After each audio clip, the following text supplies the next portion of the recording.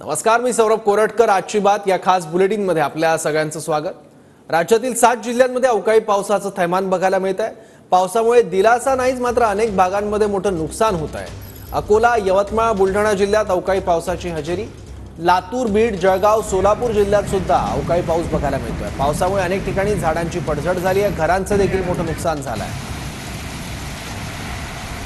एखादं वादळ यावं तसा हा अवकाळी पाऊस येतोय, सोसाट्याचा वारा यावेळी सुटतोय, त्यामुळे काही झाडं सुद्धा उन्मळून पडलेली आहेत, काही वाहनांचं नुकसान झालंय। संध्याकाळी चक्रीवादळासह जोरदार पाऊस आला, त्याचबरोबर झाडं पडल्यानं काही ठिकाणी विद्युत तारा देखील तुटलेल्या आहेत, त्यामुळे विद्युत पुरवठा खंडित झालाय। तर वाऱ्याच्या वेगानं पाण्याची रिकामी टाकी हे रस्त्यावर उडताना आपण बघतोय, त्यामुळे वाऱ्याचा वेग किती होत आहे यावरून लक्षात येतं।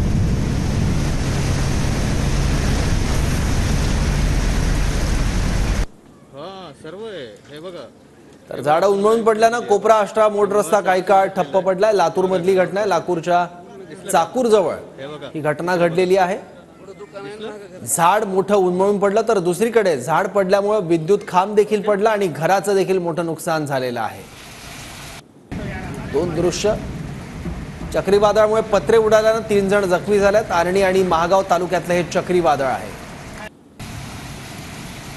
चक्रीवादळाचा वेग यावरून आपल्याला दिसतो, मोठमोठी झाडं उन्मळून पडलेली आहेत, 3 पत्रे सुद्धा या चक्रीवादळामुळे हवेत उडाले आहेत।